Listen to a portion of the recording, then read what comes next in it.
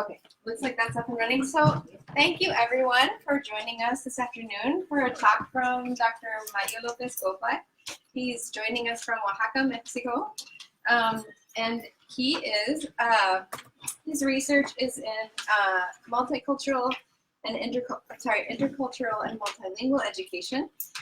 He has worked with indigenous peoples in Mexico. He's received over 15 academic awards. His PhD thesis was awarded both the 2009 AERA Second Language Research Dissertation Award and the 2009 OISE Outstanding Thesis of the Year Award.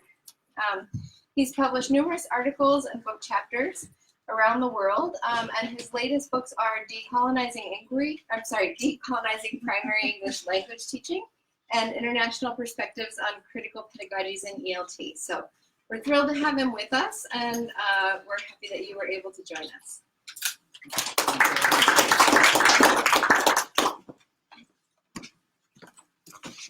Muchas gracias, Lisa. Thank you everybody for being here. And on a Tuesday afternoon, being so nice outside, right? So I should appreciate it. Can you hear me well? Yes, good. I'll be presenting today on lessons that teachers and children over centers in North America. And this is the first time actually I live stream something, right? So you have to bear with me, and you have to be gentle with me and treat me nicely, and ask me nice questions, right? And so that we can talk about it. Before I forget, I would like to thank muchas gracias, Dr. Chris Stephen and Dr. Lourdes Ortega for the invitation. And also I'd like to acknowledge Chris Love, who's been very helpful in organizing this presentation. And I also want to thank the Program in Educational Transformation, the Initiative for Multilingual Studies, and the Program in Educational Inquiry and Justice, and Georgetown University for making this possible. We'll have to, I think we have sort of like an hour for this, so we can make it as interactive as possible, right? And so you don't fall asleep. And so instead of maybe having questions and answers, we can talk about things as we go on. If we can cover the whole presentation, that's great. If we don't, but we engage in conversation, I think it's much, much better. So every time I give a presentation everywhere, I like to make a deal with my audience, right? Especially in such beautiful day as it is today. If I'm not making any sense, maybe you can show me around and see how it looks in real life, and whether this is sort of like Photoshop, or I can show you pictures of my city, that makes it more interesting. Or I can introduce you to my family, my wife, and that's my wife, or my good friend who's having for supper after this. And anyway, I was hoping you wouldn't know Shakira, but anyway, right? And apologize, I'll be focusing on my friend a little bit, right? Not especially from a personal level, but from an institutional and national level, right? So if you voted for him, please do not feel insulted. This is by no means anti-Trump presentation by any means, right? But I do want to question the practices. Not that he's doing, but everybody, a society, including us, are doing, based on this ideological model that is ruling the world. And that is actually affecting many, many people as we speak, right? It really makes it easy for cartoonists in Mexico, to have, cartoons every day. But anyway, I'd like to accomplish, if I can, 3 objectives this afternoon. I'd like to introduce you to the concept of modernity and coloniality and colonial difference. And I want to argue that this is by no means something that only countries that were colonized are experiences, but I want to argue that it's happening here in the US, in Canada, and elsewhere, especially with this ideology. And through stories, I'd like to demonstrate how teachers and children seek to combat the effects of coloniality within school classroom, right? So my argument is, although these ideologies are very much present today, I think we can still have a chance, to challenge them. And that's the hope that we have as educators. As we go through these stories, I would like to critically reflect on the different aspects we need to bear in mind while working with immigrant students in urban centers. I know that many of you actually are focusing on urban centers, so I do want to stick to that as well. So let me remind you where North America is located, just in case, right? And also let me tell you something, but because according to Fox News, there are 3 Mexican countries, right? And these are all the little Mexicos, right? So they were arguing that Trump is cutting the aid for the Merida project to the 3 Mexican countries. So we have all these new countries, right? Southern Mexico and mid-Mexico all over, right? And this is like, it will be complicated to close the border because in fact there's 3 countries now, right?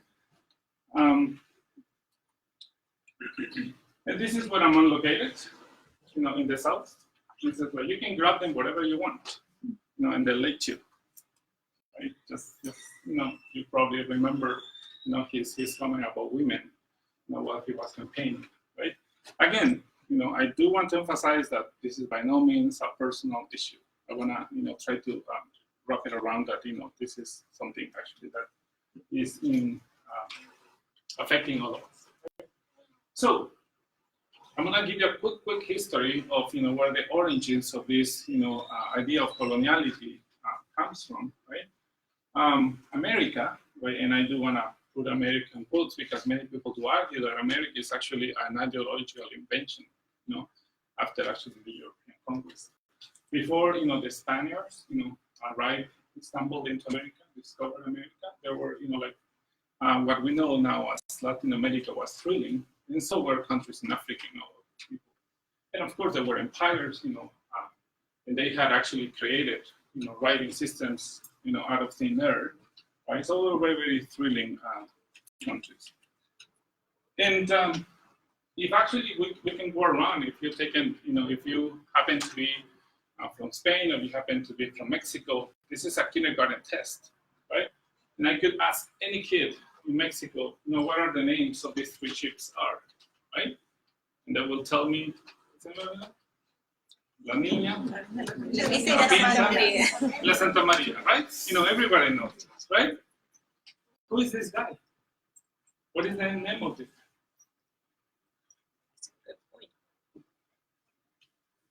That's the point. Who knows and who cares, right? And this is exactly, where things begin. Why are certain aspects of history, passed around, and where are others hidden? As if they didn't matter. As if these people did not matter. What mattered, it was their story. And not his story. Right? So, following that, Mignolo and Quijano, Latin American thinkers, right, and Wallerstein, made the case that actually the emergence of capitalism, it's a huge game, that capitalism only exists because America exists, right? That it was through the emergence of, what they call the Atlantic Circuit, once after Christopher Columbus stumbled into America, right? But all the slavery, all the slaves were coming from Africa, and that basically all the, the mines, the biggest mine in the world is settled in what is now Bolivia, the mine of Potosí. Once all that silver was extracted, and many things, they were actually shipped to Europe, right? The Renaissance that we're actually being told, it was possible, in fact, because of the richness of land, right? And when this progress started going on, we needed to invent something to actually compensate for all the massacres. 80% of people died after, the invasion of Spain in Mexico. 80% of the population, from illnesses, from murder, right? And a lot of things happened also in America, and also here in Africa as well. People being actually shipped from it, right? So it is a lot connected with money, which is also, we'll see in a minute, how this is connected in current times. So, as this was happening, right, San Francisco de Vitoria, right, who is considered the father of international rights, right, actually argued the case that people in the Americas were in fact people. There was a huge conference back in the 16th century, which the main topic was, are those people in America, in fact, people? Right? And he actually made the case, that's why he's considered the father of international right. He made the case that yes, they were in fact people. But it needed to be acknowledged that yes, they were people, but they needed more development. They were not as cognitively developed, as the Spaniards were. This is not only a Latin American case, right? But Linda Smith in New Zealand actually, Anacostia issue, but it's an issue that even in the wealthiest school is happening, because these ideologies are prevailing right there, and we're actually putting kids into competition, right? Okay, so all this modernity and coloniality and colonial difference, these Latin American thinkers actually, made the case that it's a huge story, but all this is a great tale, un cuento chino, that actually has been repeated over and over and over and over again. And hey, must be true, right? So, from a psychological perspective, Jerome Bruner actually argues that we understand and judge the world and its people, most importantly, based on the hypotheses that we develop through our lives. According to Bruner, we develop this by two means, through logic and through stories. Someone told you already stories that Anacostia, is not a good thing. You'll probably never set foot on Anacostia, and you think, I don't want to go. Because maybe someone told you a story. Simple as, don't go there. They follow you. Don't go there. Those people, don't go there. That's a story, right there. It doesn't have to be a book or so far, it's just a comment, and then we start applying logic to that. Okay, so if you're from Anacostia, you're not good. Where are you from? Anacostia. Oh, what do you expect? Right? Women driving, they're so bad. Oh, she must be a woman. You're a woman? Oh, that's right. And someone told me a story and I started applying logic. Right? And applied linguistics, Benito and Smith, Linda Smith from New Zealand, right, has warned us about the impact that narrative of travelers' tales have had on the way people are constructed as the other. The Orient, indigenous people, women, gays, lesbian, and we can add to that list, right? Non-native speakers if you're in applied linguistics. Children, sometimes, you're such a child, right? What are we telling in that comment? You're such a child. Once you grow up, then. Okay, so very, very quickly, right, let me tell you a story. I'm a elementary school guy, right? You know this story, right? Mm-hmm. So what do you know about this story? Very, very quickly. We can do it in 5 minutes. What do you know about this story? What's the story? Break is better, and we haven't learned that in the US. Right? What is the title of this story, if you can recognize it? The Three Little Pigs and the what? Big Bad Wolf. Right? Yeah, so who are the nice guys? And the bad guys? Wolves, right? Okay. So let me tell you a story. This one is Lobo, so you can practice your Spanish. Okay? Yes, I'm going to read it in Spanish for you. Lobo. Right? This me pongo mi nariz. Right? Me pongo mi nariz. I put on my nariz. Right?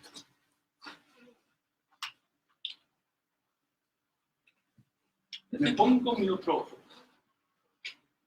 Right? Put on my ojos. Me pongo mis orejas. Right? Put on my ears. Me pongo mis dientes. tus dientes. Me pongo mi cabeza. Mi cabeza. Me pongo mi cabeza. Me pongo mi servilleta. ¿No? Right?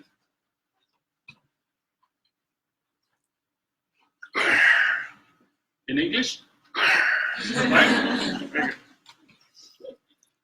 Okay, let's do it in English now. Right? And I eat my carrot. So the question is, when and how and why the wolf become a bad hombre? When did he become a bad hombre? A rapist, a murderer, right? A prone to violence, because this is how black people have been described in the U.S. history, right? They're more prone to violence. Curly hair, oh my God, watch out for the girl, prone to violence. Women, weak, sentimental, not being able to rule the country. When did women become weak and not smart enough to run, the so-called most democratic country in the world? When did they become bad mujeres? Right? And you know what? And the kick aspect of this story, and I love it, because somehow we're prone, right? The kick of the story is because you're waiting for the wolf to act. And this is for me why Brunner's research is so powerful. Because it's like, I can demonstrate to you that it is true stories that actually Yales in the US are full with African American people and Latino people.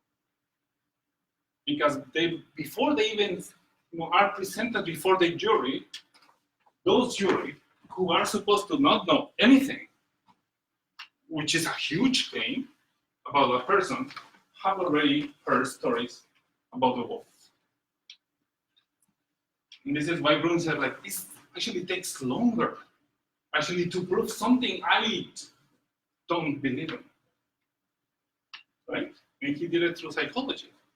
It's because what do you expect? He's Mexican. What do you expect? He's Indian. What do you expect? He's a woman. What do you expect? He's an old guy.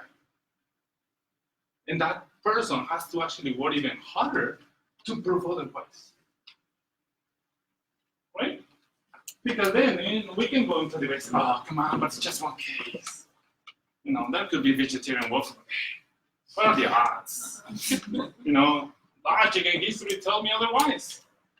Right? Okay, so you came to hear stories. How are you doing? Gonna comment on this and I'm gonna take some words. Yes. Okay, so we were talking about the jury, diverse jury. How does it affect?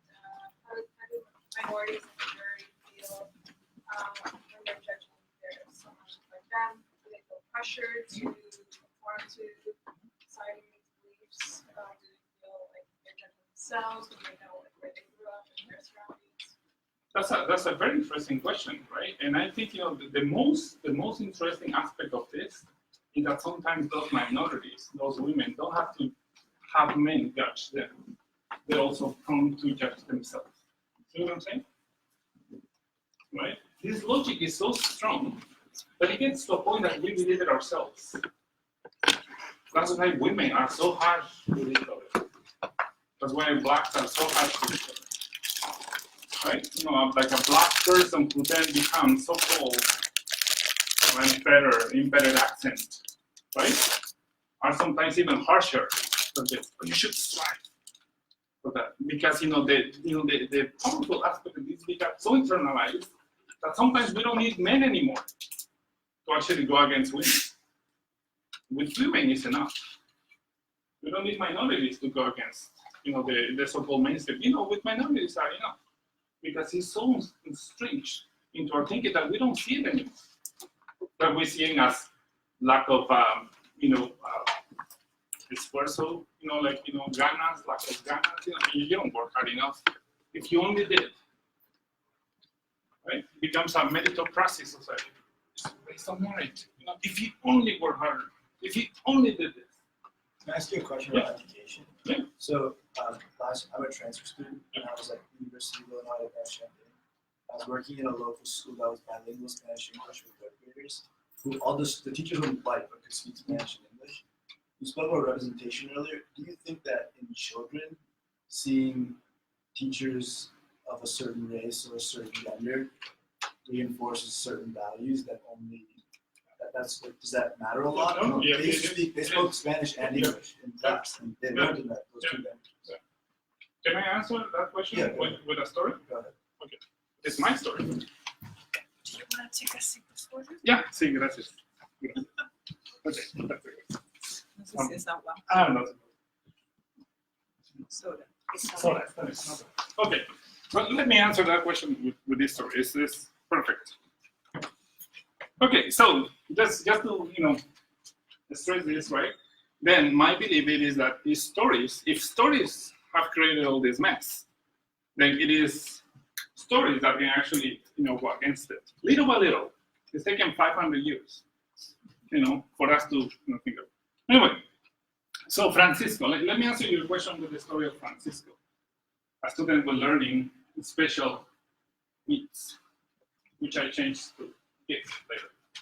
Okay, so back in the day, right, I was an elementary school teacher in Oregon, USA, after getting my MA. Right, that's 10 kilos before me, 10 kilograms before me, right? This is from 2001 to 2004. And I was hired actually in a TESOL conference in Vancouver, Canada, from a district in Oregon that have over 75% of the student population from Mexican origin, right?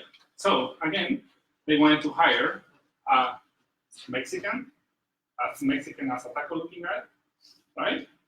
As the Spanish-speaking guy as can be, as a so-called male representation for the 5% of males in elementary school, right? And we can go on and on about the assets they saw in Mr. Lopez. Okay, great. So, here's a story. Francisco was sobbing and sitting with his head on the table. He was tired after wrestling with the principal, who had held the door closed for several minutes, so he could not escape. The law in the US that you must stay in elementary school, right? Is it here? It is in Oregon. You have to go to school. I was in the reading corner, reading a book to the rest of the class. As I turned the page, Elizabeth asked me, Mr. López, ¿qué le pasa a Francisco? Ya son 2 semanas y sigue llorando. No sé. Ignóralo. This is a true story, by the way. This is a pinche Mr. Lopez. Right? So, Francisco, a Mexican immigrant, right? Then, of course, the coordinator assigned him, a cultural and linguistic background and accepted. Kids, when they come into the schools, they have to fill out a survey. I don't know how is the deal in Washington, D.C., right? To determine your so-called language, your background, right? Francisco, Mexicano, de Michoacán, right? And he was actually assigned a Spanish label, which, we can talk to the workers, but it's very problematic if we say Spanish in Spain, right? Or that actually speak to our colonial thing, but not saying Castellano. We can go on and on about, just that specific thing. Francisco was the quiet or silence, I wonder, the crying boy. I later referred him to SST because I assumed he had a problem. No, listen, he had Mr. Lopez, the coolest guy in school, the true Mexican guy, the guy who played with the kids, who played the guitar, who could dance like Mario Lopez, what else can you ask? Right?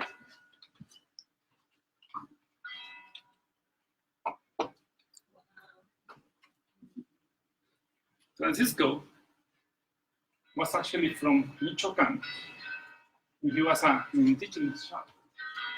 Your likeness is being bilingual, Spanish and Purépecha, which is one of the indigenous languages.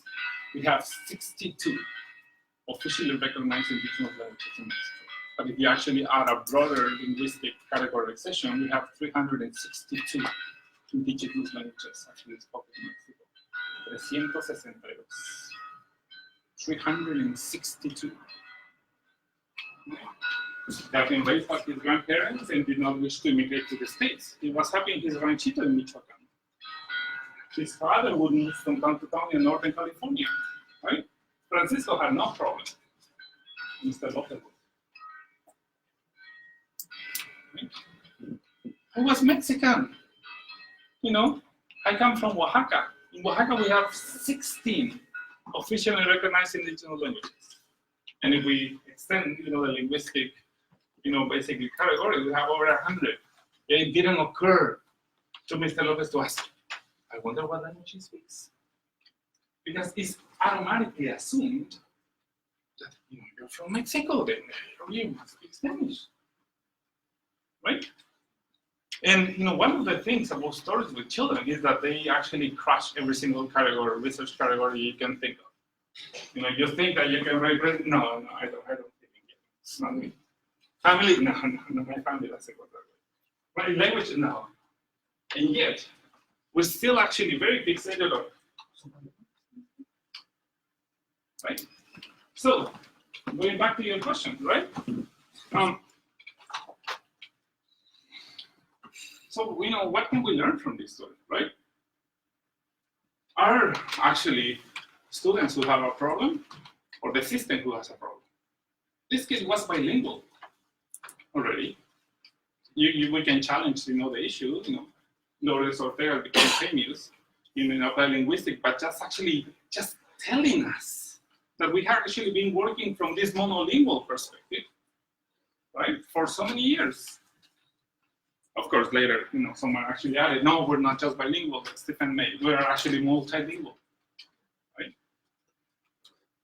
Indigenous people have been on the move forever, right?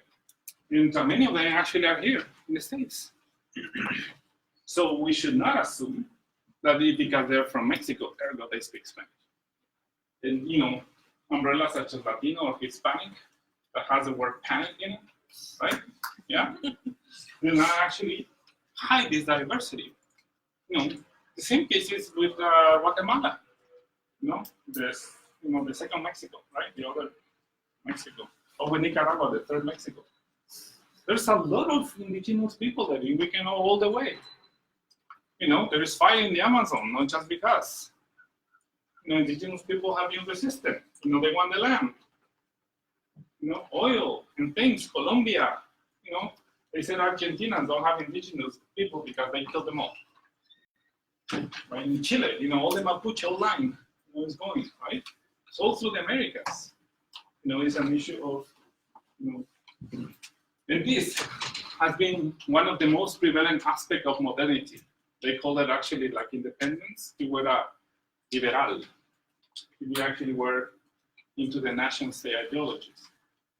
In France, you can talk about the Navars, even up to now, if you go to Strasbourg, right, they'll tell you, I'm not French, I'm Alsatian, right? We can talk to Lourdes about the mess in Spain. The issues about actually sovereignty, about Catalan and Euskera and all those, just for the recognition that they don't talk Spanish, right? So, this issue has blinded us in just assuming this, right? So, just to go back to his question, right? I think we need to be very, very careful with affirmative, action resolutions as to women are better for other girls. So, do those women have the same ideology that you have to work harder so you can become a man? That makes sense? A Mexican can be as bad as a white supremacist guy if he has an ideology that, you need to, to get better, you need to work on this, right? Even the most so-called acknowledged as successful programs in the States that are dual language immersion programs, we have to be very, very careful with assumptions, right? Because depending on who you are and where you're from, people can say, oh, you speak two languages. Sí, mi nombre es Mario, hablo un poquito español. Wow, fantastic, you speak two languages. Or, hi, my name is Mario Lopez, and I'm speaking. You have to work on English. Right? So depending on how we judge people on this. So affirmative action, I don't think that Asians are the best, teachers for Asians. They are if they don't really have this modernity, coloniality ideology that actually will call them such and such and such. Because how many of you have you actually been struggling as a kid? Oh, you're so from Iran. Oh, you must speak Farsi. But you do, but you're from Iran. Right? How many of people have gone through this story? Oh, you're Italian. You must speak Italian. And if you don't, oh, I'm sorry, you lost it. I remember Antonella Bello, actually now a professor at York.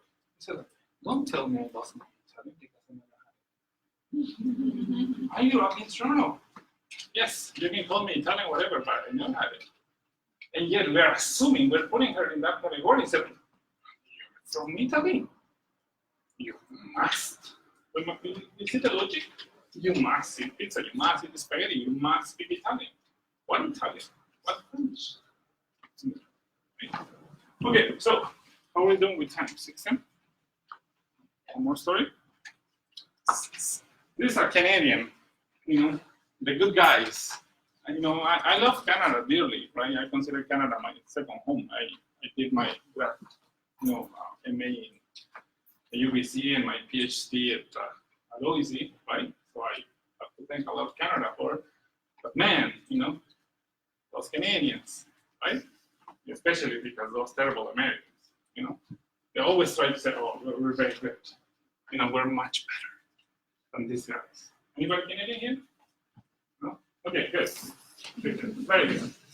So Fresh, this story comes from a research study that I joined with Alistair Cumming, when I was back at OEC.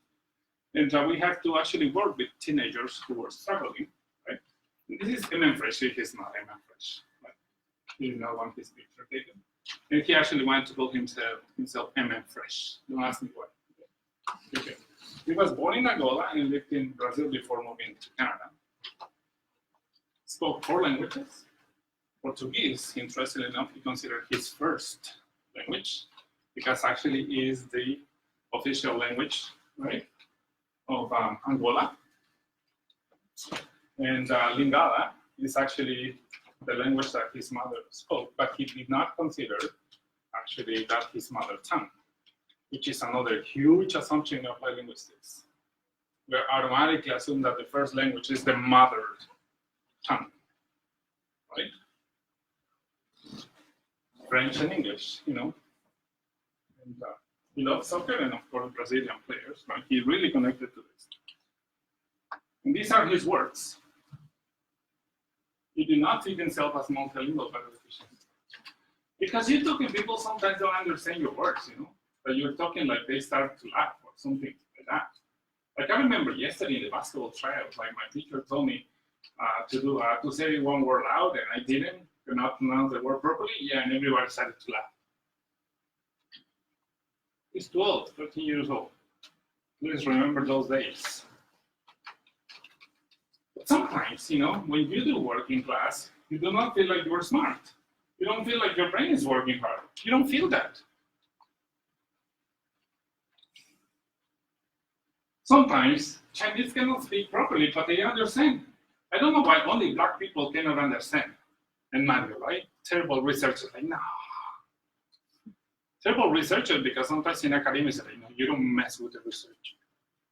You don't contaminate the data. You don't bring ideas into kids' minds. So I'm serious, Why the Chinese, they don't understand English, but during the test they get high marks, like science and any test. I don't know. Everyone says that Chinese are very smart and everything. And Mario, again, messing up the research. Don't tell this to Alistair. So Obama is black and he's very smart. That was in the Obama days. Right? He said but Obama was born in America. Think about that. But if black people come to Canada and they go to school, they feel like dumb. Right? And yet, sometimes in applied linguistic programs, we do focus on language. But we don't pay attention to those feelings that actually are, deeply rooted in kids. As to not feeling smart. right? Thank God for feminist research, right? That are talking about embodiment now, and that are finally acknowledging that how you feel has to do not from a Krashen perspective, effective filter, but from a very sociological, economical, current perspective, right? It's not by any means only a cognitive aspect of it. It's not just that, like this black kid is found, but it's current. How is it that actually black people are being perceived and how that is being affected by, current events? Think about people from Venezuela this time. Think about people from Brazil at this current. Think about Muslims after 2011 in the States, right? Think about women and all the aspects that do impact in this. And actually those kids, in many ways, it's not that they don't really feel smart, but somebody has told them stories that maybe Chinese are really good. And by no means we're saying that Chinese are not smart. But the problem is that while we're saying something, right, then we're actually saying that somebody is not, right? Do you still have here, I don't know the Latin words for this, the summa cum laude or whatever that? You know that? Yes? Do you have the grade point average here? Right? That's the most blatant ranking of ourselves that education has gotten rid of it, right? That sometimes, those test scores define us, right? In OISI, where I studied, OISI is mostly disappearing, right? But at one point, it was one of the places to get your PhD. And most of us were from other countries, a lot of Asian, a lot of people, right? And, we actually talked among each other, right? Because most of us have gotten over 600 in the TOEFL exam. You have to prove high marks and whatever. So you have to prove to be a PhD student, right? And then you will go to Tim Hortons and say, like, what? And I was like, what do you want? What? And actually, we were actually kid, joke among each other, like, I want to get a balance. I got 650 TOEFL score, I got a, 600 GRE score, I'm a cum laude guy. I'm a woman, but I'm a, what's so like compensating things that we always want to prove ourselves because somebody does not give us, the right to be smart. And that's actually one of the huge problems, that we're not just smart by story, but we constantly need to prove ourselves in the classroom, right? And this is the powerful thing about the classroom, that it is in the classroom, right, where this story begins. Because many times we put kids in categories.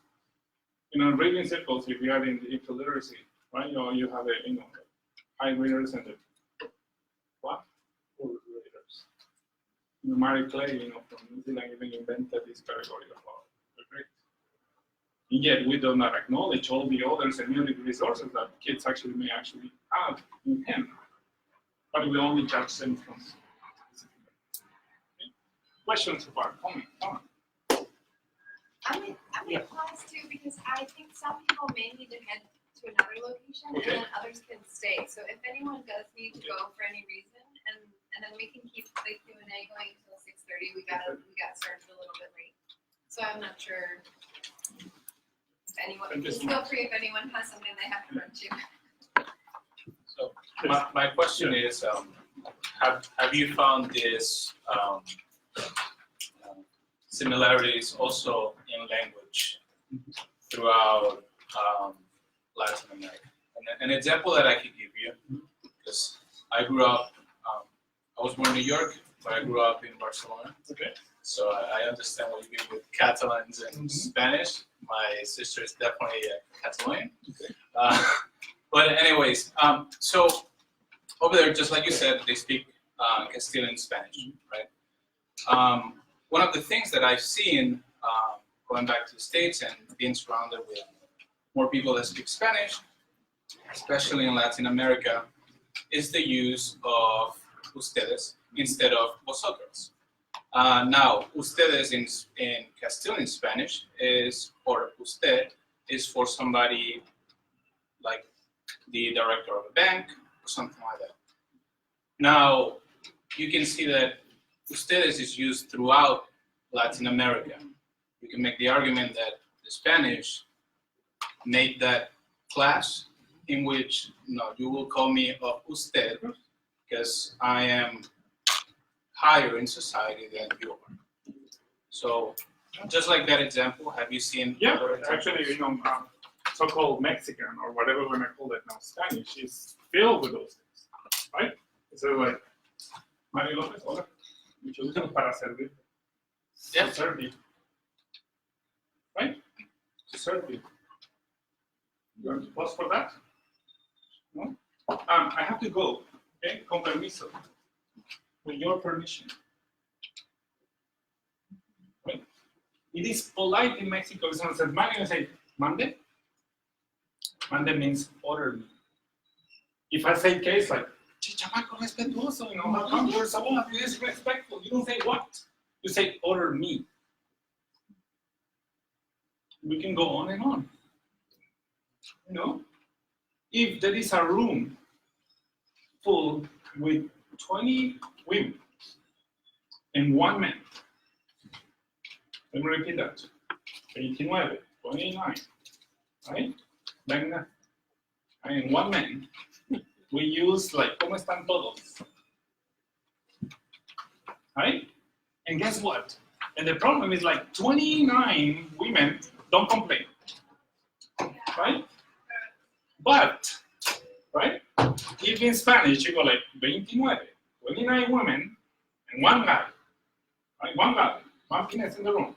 Right? And you go like, ¿cómo están todas ustedes? The guy will say like, ¿qué pasó? ¿Qué estoy pintado? ¿Qué chido? ¿No? What's the deal, man? Right, I'm like, you're in the room,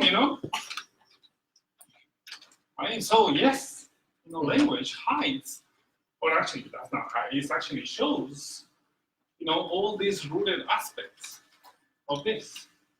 Again, if we go back to a very linguistic analysis of the iPhone, we can have traces of comparatives there that actually show that somebody is better, someone is the best. And when you think about the best, it's an article, it could be only one, and the rest are losers.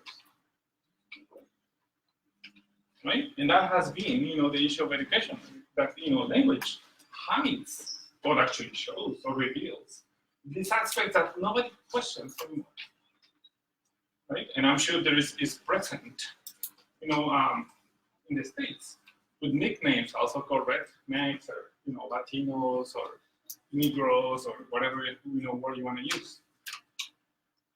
Right? Run like a girl. Have you seen that actually, that, YouTube videos of your musical? Run like a girl. Once women are prompts, like, so is that how you run? Oh, no, but I thought you meant run like a girl. You behave like a child. All those Chinese. Oh, right? And even sometimes language. There's studies actually that show like, that woman. Right? Even just in this using, this what do you call that? Demonstrative, right? Adverb, right? Gets you closer to someone or moves you away. Oh, that bitch. Oh, this bitch, that bitch. I want to be as far as I can from that guy because you want to keep distance. And it is a very natural thing that is not natural at all.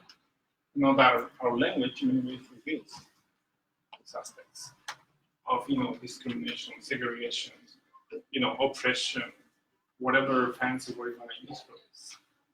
But it is so rooted in our language that sometimes we just don't think about it.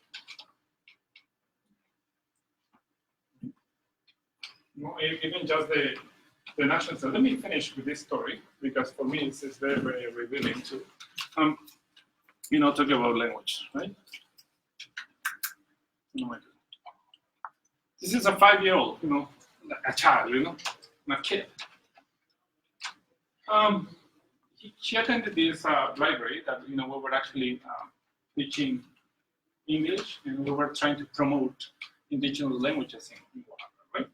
So as part of this research that I was conducting with my undergrad students, we wanted to find out, who are these kids or whose parents actually spoke an indigenous language, right? So I'm conducting this interview with him, with Eduardo, right, in Spanish, right? In Spanish. And I asked Eduardo, oye, mijo, ¿alguien en tu familia habla otro idioma? No? Does anybody else speak another language? No? Like, no. Ah, solamente español. No. Right? No. So, what do you mean no? ¿No hablas español? No. Yo hablo como mi mamá. I speak what my mom does. And you're like, oh, mira, no sabe. Like, look, poor, he doesn't. Right?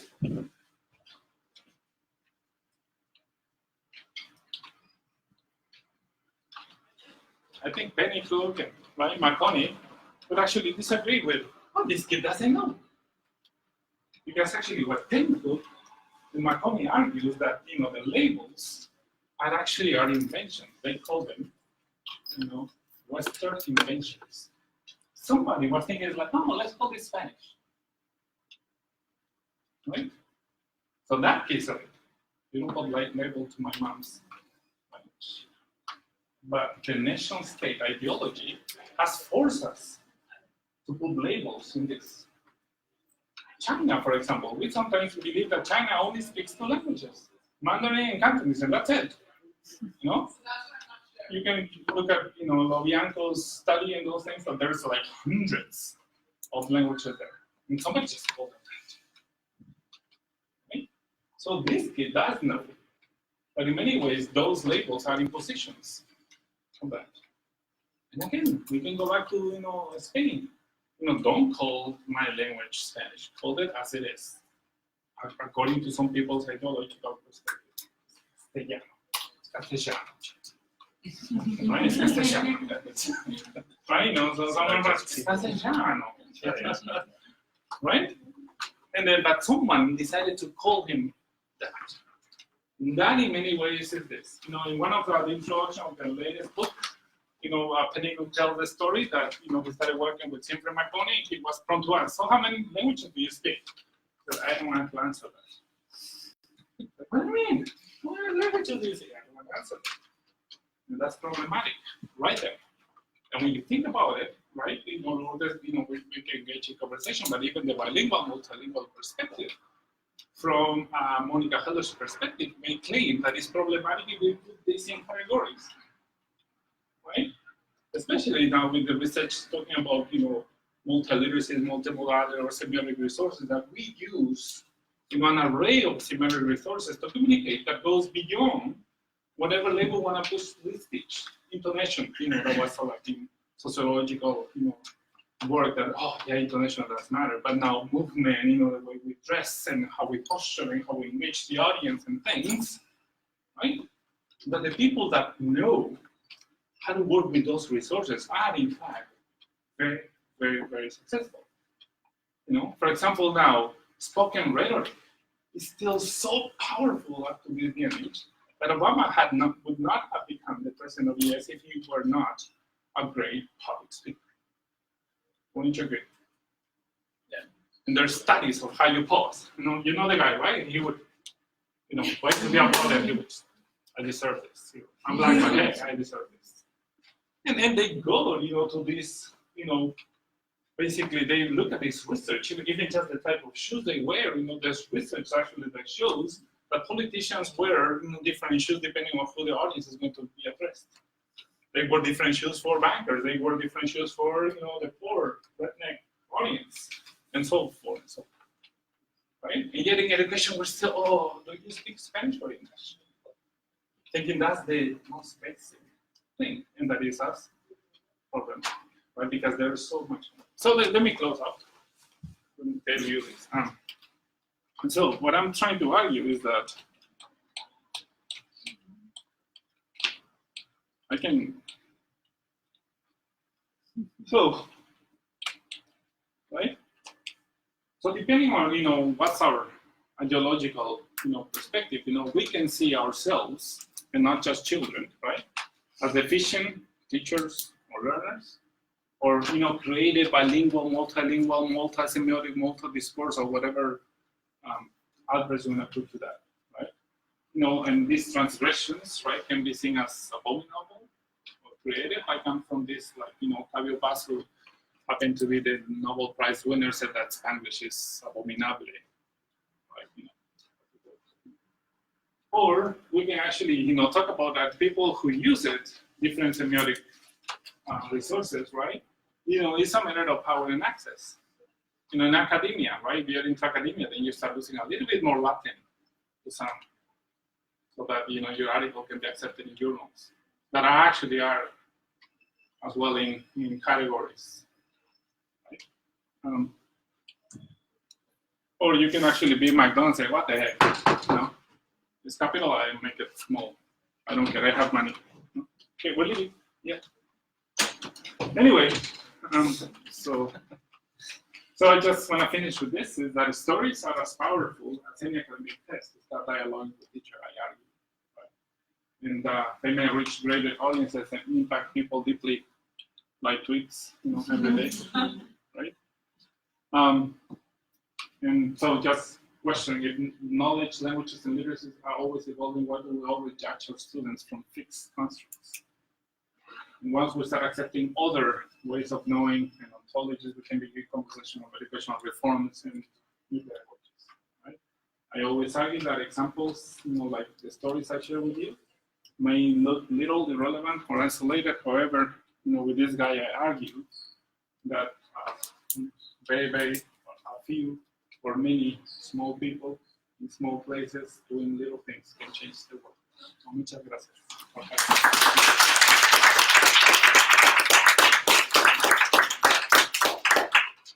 You have to leave the room. I think we may, because There's Mr. somebody Yu, else. there was somebody scheduled in this room. Yeah. Yeah, so I think that we will need to end, but thanks everyone for Muchas attending. gracias. Thank you so much. Thank you, Dr. No, muchas gracias.